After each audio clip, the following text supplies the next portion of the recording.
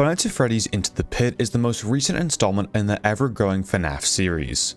This game takes a new spin on Fnaf, with a top-down SNES aesthetic and Legend of Zelda-like game mechanics. In my opinion, the art style and gameplay of this game is some of the best the series has ever seen, despite what later parts of this video may say.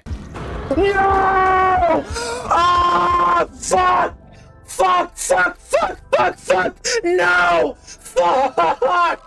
After playing this game on stream for the first time, I knew that I had to make a video out of it. And that's when I saw something that would consume my life for the next 20 hours. Hello everybody and welcome back to the Bones 5 YouTube channel on YouTube. In today's video, we're going to be taking on the hardest challenge in Fnaf Into the Pit, achieving the true hardest good ending on Nightmare difficulty plus all of the worst advanced settings. Now, in order to understand what this challenge even is, let's first talk about Into the Pit itself, as it's way different from your traditional FNAF game. In this game, you play as a middle schooler named Oswald, and yes, that actually is his name. Dad, bro's name is Oswald. No way. Dude, he's gonna get murked. His name is Oswald. Oswald lives in a pretty run-down area, and his local pizza place is no different. However, by jumping into the ball pit at the very right end of the pizzeria, Oswald is magically teleported back in time to Freddy Fazbear's Pizza, set in 1985. While exploring the area, Oswald encounters the Creature, looking very similar to Spring Bonnie. From this point forward, we're going to refer to the Creature as Freak Trap, because he's a little freaky, if you know what I mean. Freak Trap is the main antagonist for this entire game, and I would wager that this rabbit is one of the single hardest animatronics in the entirety of the Five Nights at Freddy's series. And by the end of this video, you will see why. Basically, Freak Trap has this insane obsession with Oswald for really no reason. He possesses his dad to torment him in both the past and the present, and it's our job to complete various tasks around the pizzeria and Oswald's hometown in order to save our father. Got all that? Good. Now, what do we actually do in Into the Pit? Well, a majority of the game is spent sneaking around various areas in order to avoid Freak Trap. Once he begins to chase you, you'll have to find somewhere to hide quick, as he gets exponentially faster and faster the longer you run from him. No, dude! If you hid before he entered a room, he'll just wander around looking for you and eventually move to a different room. But if he was actively pursuing you, you'll have to complete a minigame, usually involving a quick time event in order to stop Freak Trap from pursuing you. Along with Freak Trap, 3 of the 4 main animatronics return and Into the Pit to attack us. In this game, they act more as ambient threats that just make Freak Trap more dangerous, as none of them can actually kill us. We'll talk more about each of them as we encounter them in-game, as they're all integral to their own specific nights. Once you complete Into the Pit for the first time, through any of the endings except the one where you just straight up leave the pizzeria, you unlock 2 extra difficulties, which are Terrifying and Nightmare. In Nightmare, you have almost no hiding spots, very limited decoys, every animatronic is at their max speed and AI, all of the minigames within the hiding spots are as difficult as possible, and most importantly, permadeath is on. That's right, if you die at any point during this 1 to 2 hour long run, you will have to go all the way back to the very beginning of the game. However, we took this a step further. Along with having Nightmare as your base difficulty, you can move to the Advanced tab and remove every single decoy in the game and every possible hiding spot that is able to be removed. Doing this and getting the true 3-star ending is without a doubt the hardest challenge in this game. Now that we've explained the basics of this game and this challenge, let's get into the run. Into the Pit is split up into 2 main sections. Fetch quests around the pizzeria make up the bulk of the game, with additional sections that we have to escape Oswald's house during the night in between. The first thing you'll notice in this run is that I'm going fast, like really fast. Because we have to restart the game so frequently, as this is a permadeath run, I had gotten really fast at the beginning portion of the game, and at this point, I had basically developed a speedrun route for most of the game. So a lot of the strategies in this video will not only be time saves, but they'll also just make the run much easier. After skipping the 2 intro cutscenes, we immediately run to the far right edge of the pizzeria and head for the ball pit. It's very important to memorize the map of the pizzeria if you want to save as much time as possible. We'll go over each area in detail as we unlock them, but just as a quick reference, the ball pit will always be our escape point at the end of the nights, and is located in the bottom right corner of the pizzeria. After waking up in 1985 at Freddy's, our first goal is to immediately locate Chip and Mike at the center of the dining area. If you're bad with names, don't worry, we won't know these guys for very long. They'll invite you to play skee ball with them. You can either play along or just spam the throw button, the outcome is the same regardless. Mash through some more dialogue and intentionally get caught playing tag, then hide in the Fredbear suit, and we have our first encounter with Mr. Freaky Trap here. I promise by the end of this video, you will see why I think he's one of the hardest animatronics in the whole series. A few cutscenes later, and we've officially started the run with Freak Trap chasing us out of the party room. At the top right corner, the game will always tell you what the main objective of the night currently is. Escape is just code for run to the ball pit as fast as you can. At first, I actually thought this meant the front doors of the pizzeria, but no, Oswald literally cannot comprehend leaving the building in the past and just dies to Freak Trap. It's this way, you fucking idiot! Fine, Chip and Mike! What the fuck, Chip? What are they gonna do, bro? After returning to the present day, we have to take on the first house night. The goal here is to call Oswald's mom so she can help us with the giant freaky rabbit in the house. Like, seriously, what is this man doing? Oswald's house has a pretty simple layout.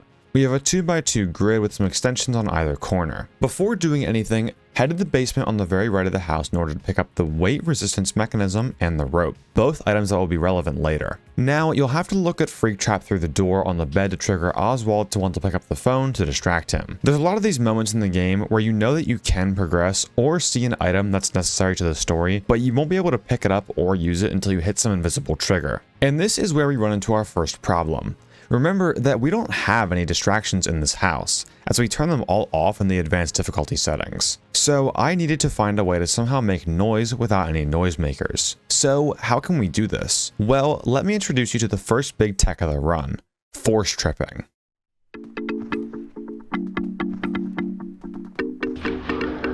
I think I just figured out how to force tripping. That might be a big find. Because that means you can make noise wherever you... Oh, wow.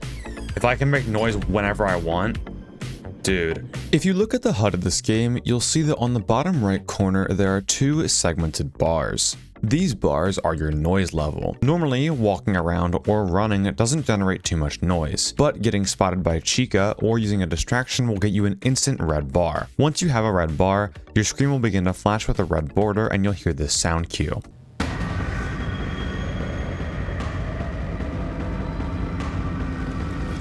At this point, Freak Trap is going to bolt to your location and won't stop unless you hide. So how can we get a red bar if we don't have any noisemakers? Well, Oswald is a bit clumsy, and sometimes at random, he can trip. This can happen in some extremely unlucky situations, and I've lost some pretty deep runs to this seemingly random mechanic. And he fucking tripped, are you fucking kidding me? In.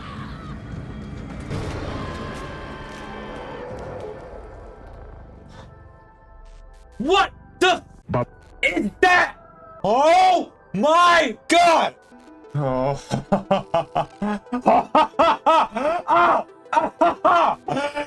So stupid. I was so far deep in that vent. I haven't found a way to completely remove tripping from normal gameplay, but I have found a way to force it. Basically, tripping seems to be tied to the amount of times that you start dashing. So if we repeatedly start an initial dash in a direction, Oswald will trip and generate a ton of noise. If we do this enough, we can essentially force Freak Trap to any location that we want without any distractions.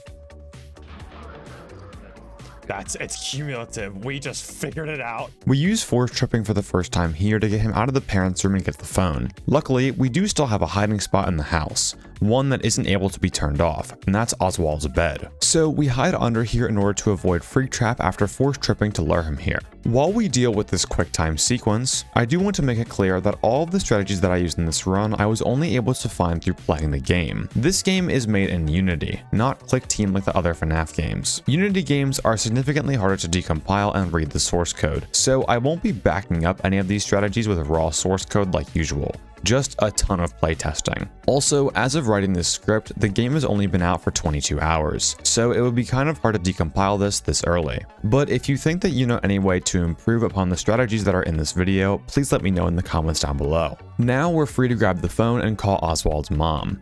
In a normal playthrough, you'd have to look on the fridge to find her phone number, but this phone number never changes between playthroughs. So if you can just memorize 4 5s, then 6 8 3, you'll never have to leave the bedroom in order to call mom. Though once you call mom, Freak Trap immediately starts tweaking and will bolt to your location. Immediately run back to the bed, complete a second QuickTime event, then Oswald's mom will show up and you'll be a-okay. Now just mash through some more dialogue and the first night at Oswald's house is complete.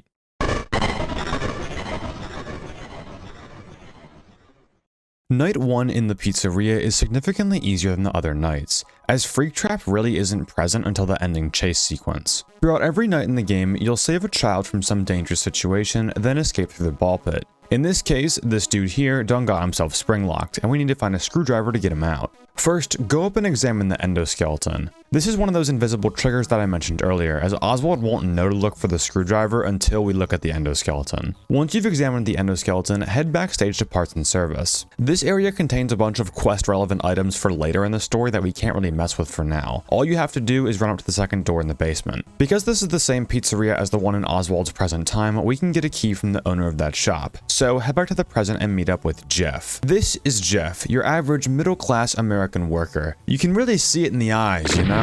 Jeff is pretty fed up with life and is willing to let a 6th grader roam pretty much everywhere in his pizzeria in exchange for some basic tasks. In order to access the basement key, Jeff will tell you to take a singular bag of trash down 2.5 blocks to the trash mill. While you're at the mill, there's a lot of items that we can pick up that'll be really important later. Make sure you grab the battery, puzzle matrix, and the rat trap. Come on, we all know that the GOAT had to come up at some point in this game. After returning to the pizzeria, Jeff hands over the keys no problem, and we pick up the screwdriver from the basement. While you're here, make sure to pick up Dad's wallet and the token slot.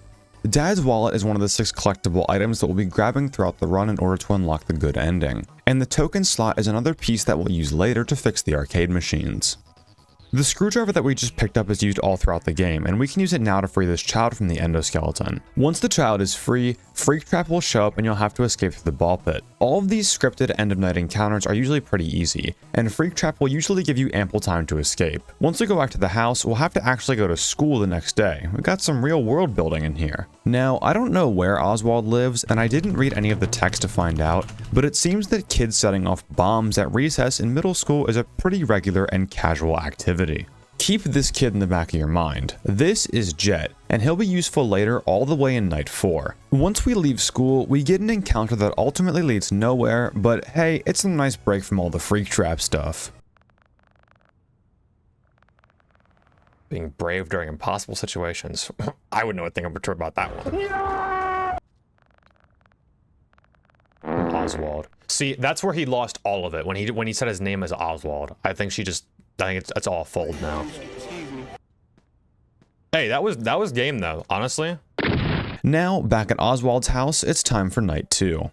Pretty much everything that I've talked about up to this point can be completely scripted and consistently beaten every time. Compared to the rest of the game, it just feels like a super long intro cutscene that lasts 16 whole minutes. Now we have to deal with escaping the house in the most efficient way possible. Luckily, there's a pretty huge sequence break that we're going to use later that makes these house sections a lot easier. You see, every night that we escape the house, we're going to have to do it in a different way, as Freak Trap is going to block off or board up where we go each time. Originally, I thought that each exit of the house corresponded to a night, with the hardest way to escape being on the last night. But this actually isn't true. You can escape from any of the 4 exits in any of the different nights in the game. There are 4 ways to escape. You can just straight up leave through the front door, you can use a rope to leave through the attic, you can use a screwdriver to unscrew your window, and you can use a ladder to climb out of the basement. I don't think that Freak Trap gets any more aggressive as time goes on in these house segments, so you can do these in any order that you want. However, because of the sequence break that we'll talk about later, you are able to skip whichever one you do last. The ladder is really the only difficult exit of the 4, as you have to run the whole way up to the attic, then pick up the ladder, which makes a ton of noise, then carry it the whole way to the basement to escape. So we're gonna skip this one, with the other 3 routes being really easy to complete. Now we'll just do each of these on nights 1 to 3. Now it's time for night 2, where the game can truly begin.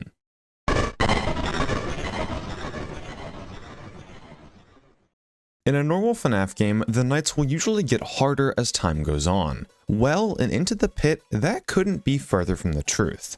I'd argue that as you play through this game, the night difficulty order is more like this.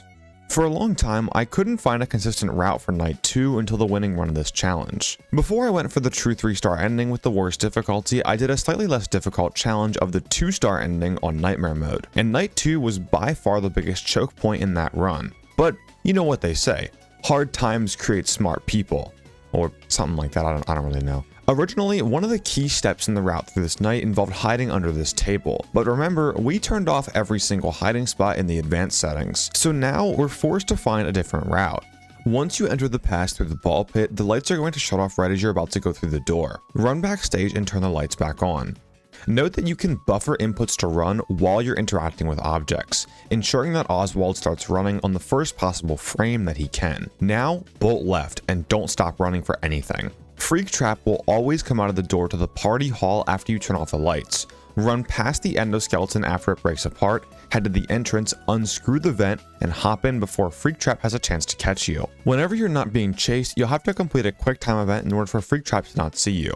In our case, the only places that we can hide in the pizzeria are the vents and the Fredbear suit. Considering that the Fredbear suit literally has a vent right next to it, and the fact that you can use vents as an alternate movement system throughout the pizzeria, I only really used vents in this run. Also, as a side note, I think the Fredbear minigame that triggers when you're getting chased is way harder than the vent one. I don't know if Oswald is super big backed, or smokes a pack a day, or both, but this man has a lung capacity of like 6 whole seconds, so yeah, we're going with the vents on this one. When hiding in a vent, you'll have to swat spiders away as they approach. With nerves, this can be really difficult, especially if you get bad spider spawns. And trust me, these spiders aren't going anywhere anytime soon. By unlocking this vent with the screwdriver, we've now opened up our best movement options in the game. There are 2 sets of vents in the pizzeria. One connects the basement to the party hall and the other connects the storage room to the entrance. The basement vent will be blocked off with boxes on night 2 and will only open on night 3 onwards.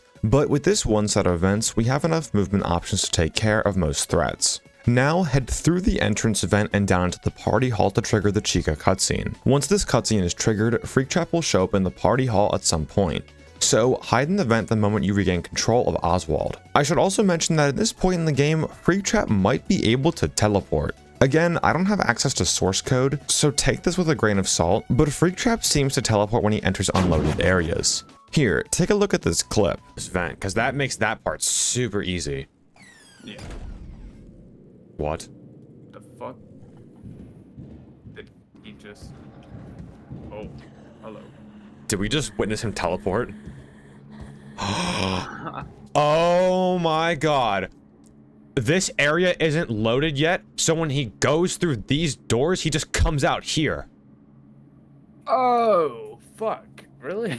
Yeah, that makes so much sense, because remember how we were following him here and he was just in this room? Yeah. They're not going to load that room until you can access it again. So when he goes through these doors, he just teleports here. Or here, I guess. Yeah, it's very bad. It's not good at all. So we know that if Freak Trap enters the arcade from the party hall, he moves straight to storage, or the entrance, both loaded areas. If he moves through the arcade door and you don't hear any footsteps from above, Freak Trap should be all the way in the bottom corner of the map, and you should be free to complete some objectives without having to worry about him. It's also worth noting that Freak Trap can never leave a room the same way that he entered it. He'll always choose a random door to go to, so long as he didn't enter through said door. Remember that rat trap that we picked up earlier in the mill? Well, here is where we use it. Our main objective here is to get pizza from Jeff, but Jeff won't just hand over his pizza. We're gonna have to steal it. To steal this pizza, we need a distraction, and our goat rat will be our distraction. Head up to the kitchen door and place the rat trap. Note that this will only work after you've triggered the Chica cutscene. The rat trap won't catch a rat until you move through a door, but considering that Freak Trap could be in storage at this point, go back to the party room vent. Moving through vents also counts as moving through a door, and because vents are completely risk-free, they double as hiding spots. We can then use the party room vent to count as leaving the room. Then we can head back and grab our newly trapped rat. Now head back into the ball pit and into present day. Talk to Jeff, then go over to this unsuspecting woman and release the rat. This is also how I react when I get 5 chain twitches in a row.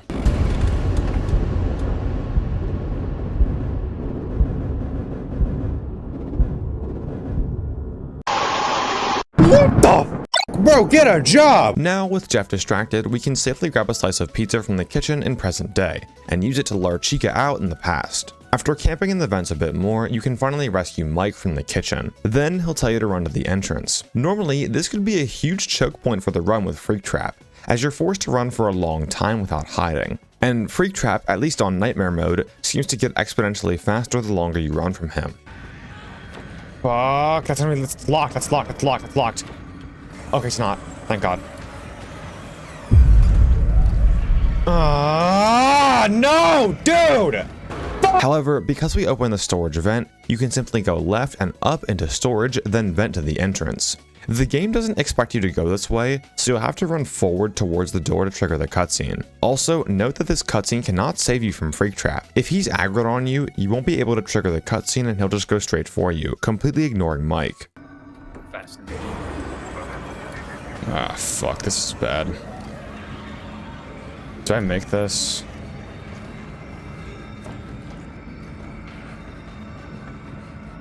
Why isn't he here? What the fuck? Thankfully, the next encounter is scripted, and you just need to run to the ball pit again. There's a bit of filler between nights 2 and 3 at the school, so make sure that when you're getting the principal's keys from the empty classroom, that you also pick up the voucher validator, another one of the arcade collectibles that we need for the true ending. Because we already have the rope from the beginning of the game, head up to the attic and escape through the window. Oh no. I'm trapped. Psych, because of my awesome routing skills, this is ultra free. Watch this. This guy is awesome.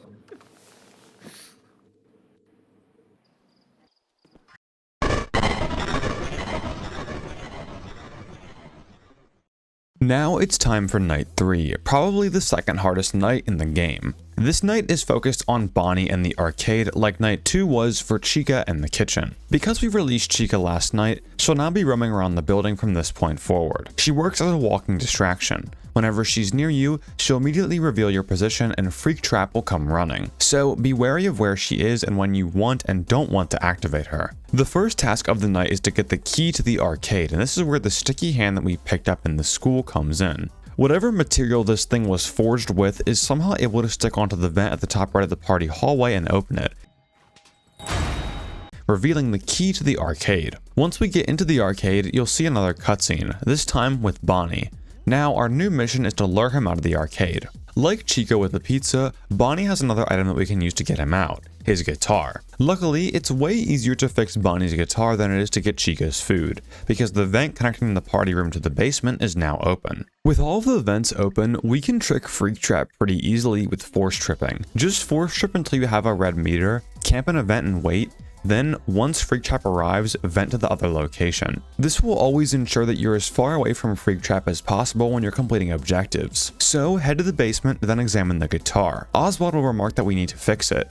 So, we can pick up the string from the mill back in present time in order to fix it. Once you have the string and your objective is to lure the rabbit out, stop what you're doing because we're about to set up the sequence break, and complete the most tedious step for the true ending. We still have to grab a majority of the collectibles that we need for the 3-star ending, specifically all of the arcade collectibles, which as a reminder are used to repair the arcade machines in present time in order to unlock the true ending. Most of these arcade collectibles will spawn on day 1, but the ticket counter will only spawn on night 3 onwards, and will likely be the last one that you pick up. I'll go over them in the order of appearance that you're most likely to discover them in. We already went over the puzzle matrix and the weight resistance mechanism, but as a reminder, you grab the puzzle matrix in the mill and the weight resistance mechanism in the basement of Oswald's house. After you go to the past for the first time, you can pick up the wooden balls right outside the ball pit and the token slot next to the rightmost broken arcade machine. This pickup can be a little finicky and is pretty easy to miss. We already went over the voucher validator, but as a reminder, when picking up the principal's keys, make sure to grab it.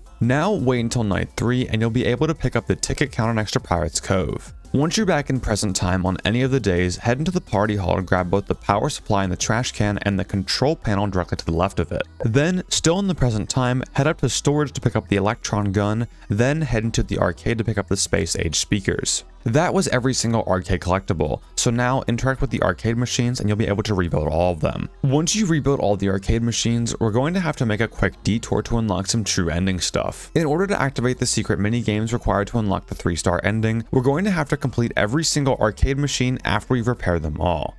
And yes, That does mean we have to complete the 3x3 puzzle.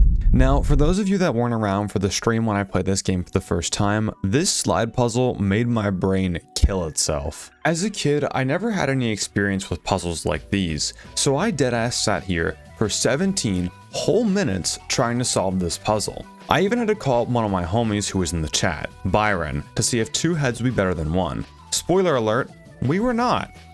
No, Like this? We're getting somewhere. Get that Okay. I'm curious. No, that's not it, because then... Okay. It's I'm just some going to- fucking regular show episode right here, dude. And you're not. You're fired!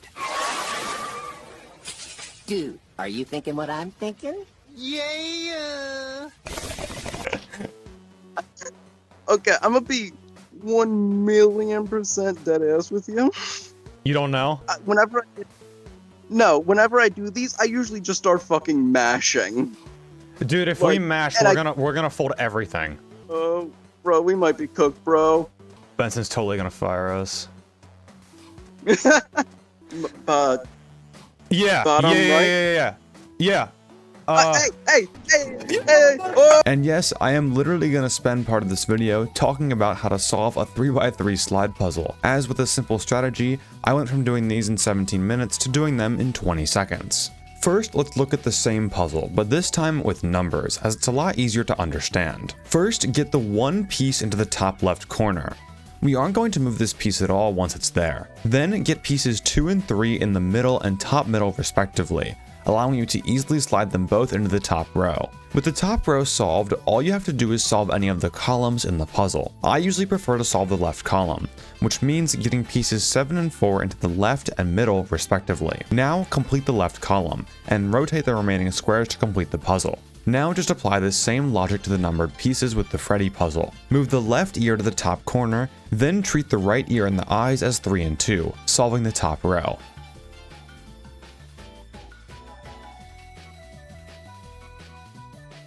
Now just get number 7, the left chest, and 4, the left cheek in their proper positions.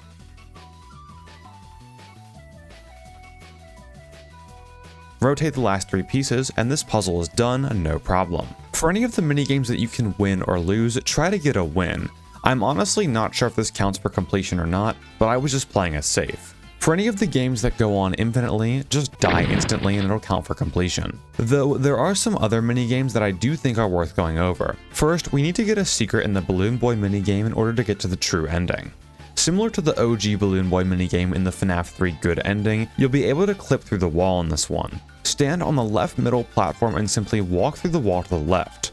Eventually, you'll encounter the purple guy holding another party hat. You can either grab it or let it drop. Honestly, I don't think it changes the outcome. The second minigame I want to talk about is our method of farming tickets. He helped us farm coins in UCN, and he's going to help us farm tickets here. Helpy's minigame is far and away the easiest way to farm tickets in this game. In order to get the true ending, you'll need at least 4 vouchers in order to get 3 stickers from the rewards machine and get the Fetch Quest secret minigame. You'll also need 1 additional voucher to get the retro game console before getting any of these. So this comes out to 5 total vouchers and 100 tickets. Luckily, we can get this amount in about 1 minute. Normally, when you play Helpy's minigame, you would either mash E on your keyboard or A on controller. However many reps you get in the game is the amount of tickets you'll receive, with it capping at 20. When you play this minigame, the average person would usually get to about 10 tickets per game, which would mean playing this game 6 to 10 times in order to have enough tickets. But we don't have time for that. Instead, let me introduce you to Super Mashing.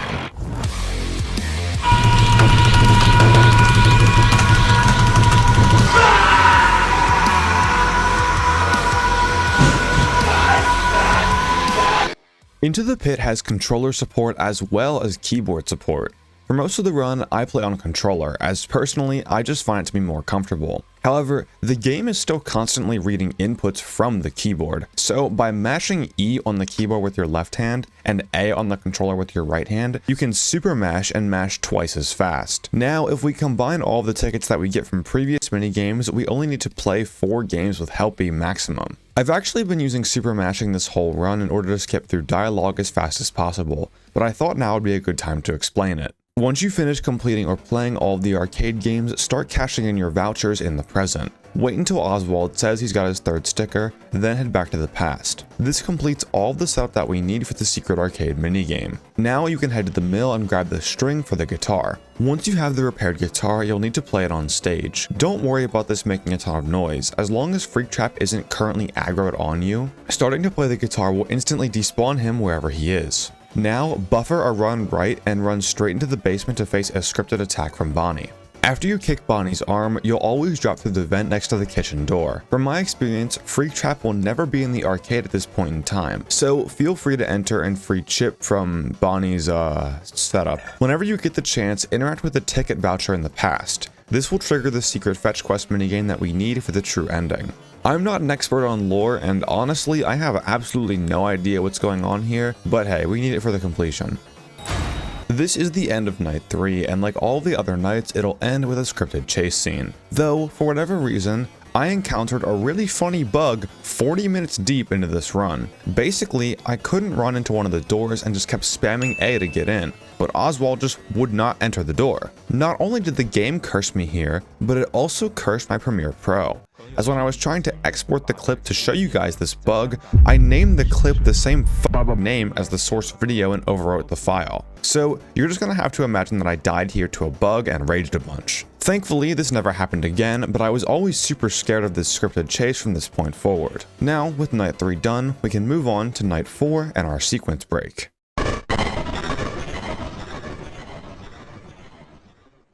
Once you start day 4, we can finally do the sequence break that we've been setting up this whole run. In a normal playthrough of the game, you'd first go back to the pizzeria in the past, then try to get into the security office and trigger a Freddy cutscene. From here, you would need to go all the way back to the ball pit, go to the library and trade either the Freddy mask, Toy Freddy, or the retro arcade game to Jet for a firecracker. Then your dad will take you back to the house, you'll have to exit the house again, and then finally you can go back to the pizzeria and lure Freddy out. However, the trigger for Jet to spawn at the library to trade with you activates the moment you're on day 4. So instead of going to school after leaving your house in the morning, go to the library and trade the retro arcade game or the Freddy mask for the firecracker. We're always going to have to get the retro arcade game collectible during the arcade step for the true ending. So as long as we do all of the arcade setup before night 4, even with the worst possible RNG, we can still do the sequence break. Once you've traded for the firecracker, head back to school for the day. At this point, Oswald is a full-time tweaker and completely loses his shit at the bullies.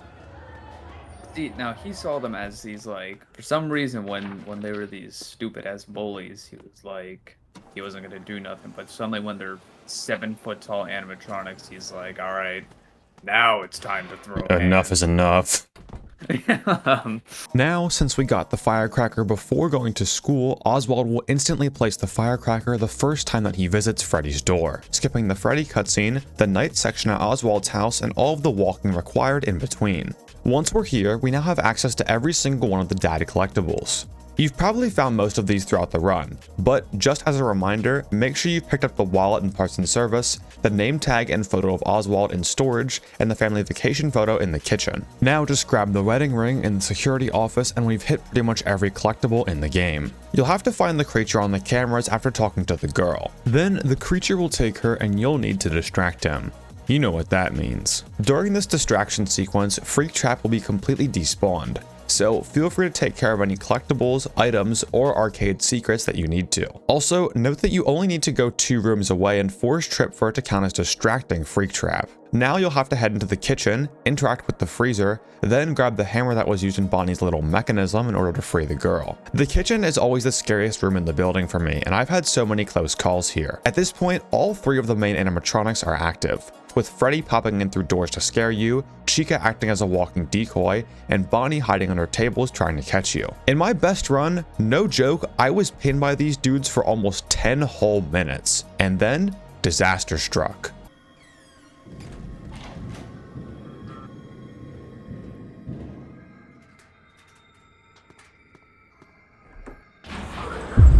What? What? No, no, no, no, no, no. Pause, pause, pause. My fucking... What is this? What is this? Get the fuck... Pause. Driver easy. Did you see that shit? Yeah. Oh, fuck me. Okay.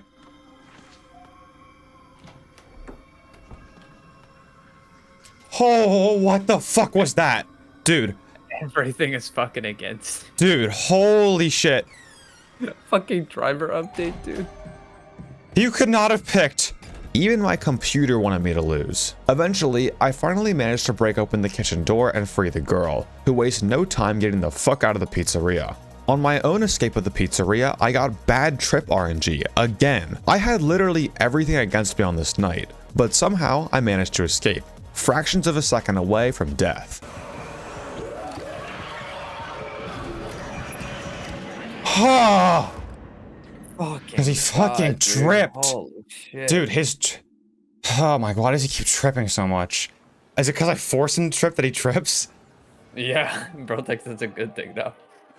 Night 4 normally isn't that hard. Honestly, it's probably one of the easier nights in this game. But on my best run, I still hadn't discovered the sequence break yet. So I had to play it in full, and it was probably the worst night of the entire run. But even after Night 4, there is still one final challenge.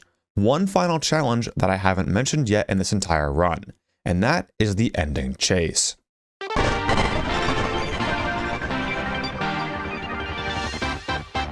If Into the Pit had an official final boss fight, this last chase would be it. Throughout the entire game, we've always been able to work our way around Freak Trap one way or another, whether it be camping through vents, using force tripping, or manipulating cutscenes. But for the last chase scene in Night 5, we don't have any of that. When Freak Trap's on max AI, you literally need to play perfectly or you'll lose up to an hour of progress. For the first time in the entire game, the ball pit is locked and you'll have to get the keys from Jeff in the security office. And from that point on, you'll need to play perfectly. When I first attempted this challenge, it was about 10 hours after the game came out. At this point, the true ending wasn't known yet, so I was going for the good ending or the 2-star ending on Nightmare mode. I had spent the past 8 hours routing and playing this game mode, and it all came down to a chase and a quick time sequence. With nerves, shakes, and the curse of bad luck, I needed to pull through. Table.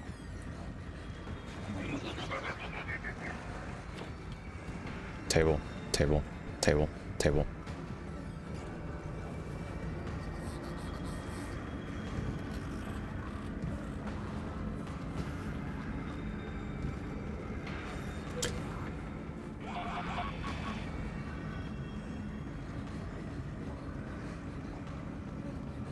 Clipped.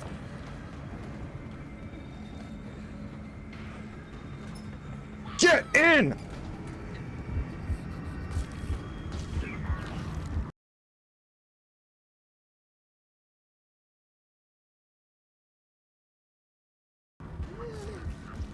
No!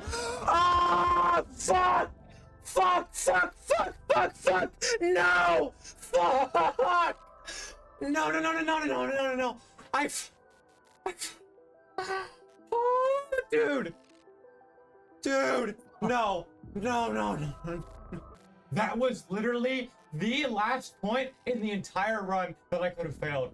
Oh, that was 1 hour of my fucking life, dude! Why is it always the videos that I have the most pressure to make where this stupid shit happens? At this point, it's pretty much a curse that I fail right near the end of a super long challenge. It's practically been 3 videos in a row where something like this has happened. This was literally 2 inputs away from the rest of Night 5, which is stupid easy. Listen, if you've been enjoying this video so far, it would really mean a lot to the guy suffering here if you subscribed. You guys are what motivates me to keep going on challenges like these, even when it feels like I have everything against me. Though failing this deep into a run was soul crushing, there was one thing that was keeping me going. Throughout all of my other videos, I've always built on what other people have done before me. All of the information, all of the AI, everything is already there for me to use and apply to whatever challenge that I'm doing. But this time, I was the pioneer. I was the one making the most optimal routes, I was the one making the safest strategies, and I was the one that was finding new tech. At the time of recording these videos, if I could beat this, it wouldn't just be a completion of Into the Pit's hardest challenge, it would be a world's first. I knew that I had to lock in and get this done, and soon enough, I did. Oh my god. Ah!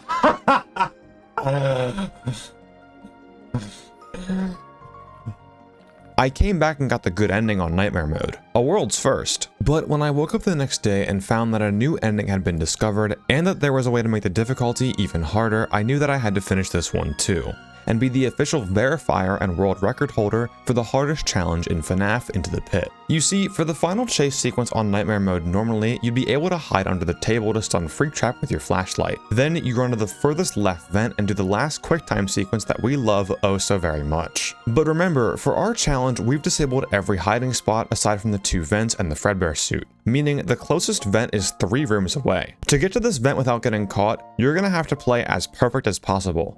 Slowing down or getting unlucky and tripping once will end your run. Remember that you can buffer run inputs when Oswald isn't moving, so make sure to buffer exactly where you're going before you can move. The chase sequence will start right after you get the keys from Jeff in the security office. Just don't mess up. Maybe if you just keep running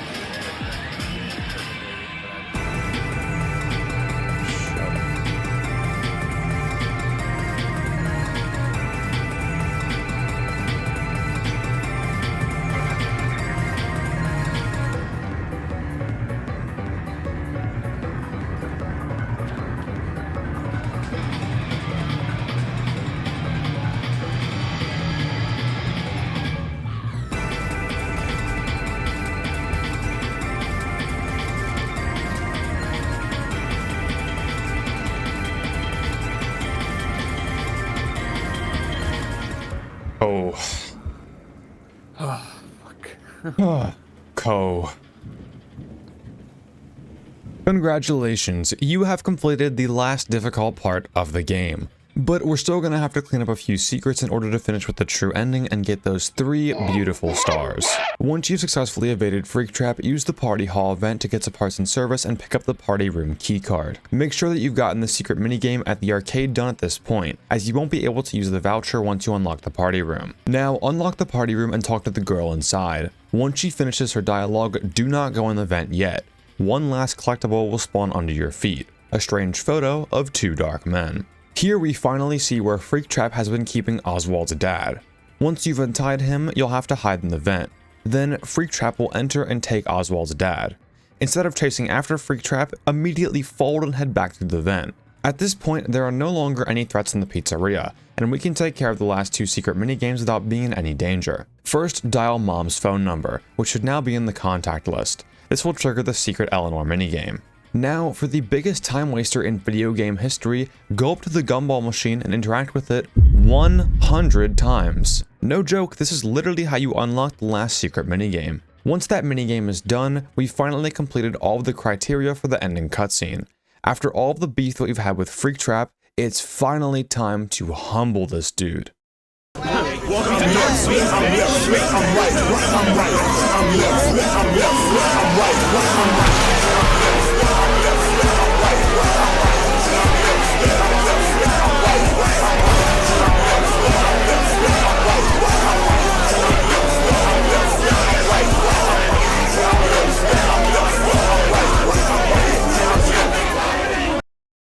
You know what we did all of that extra stuff for? All of those mini games, all of those collectibles? This one 5-second cutscene. I love Five Nights at Freddy's. I want to give some special shoutouts for some people that helped me during the insane process of routing this game as it just came out.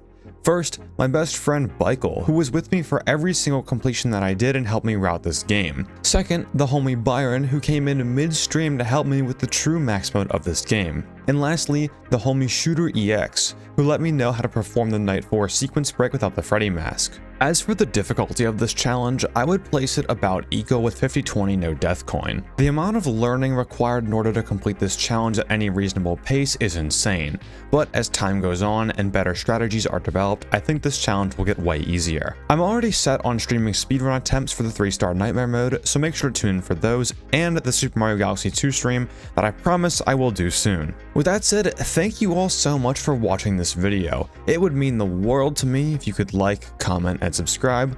Only if you enjoyed the video, of course. That way, more people who might enjoy the video will end up seeing it. The Ultimate Custom Night AI Breakdown currently has 25 out of 50 animatronics fully edited and complete. I just wanted to make a video on Into the Pit, as it's probably one of my top favorite Fnaf games, and you know I had to secure those 2 worlds firsts. With that said, thank you all so much for watching.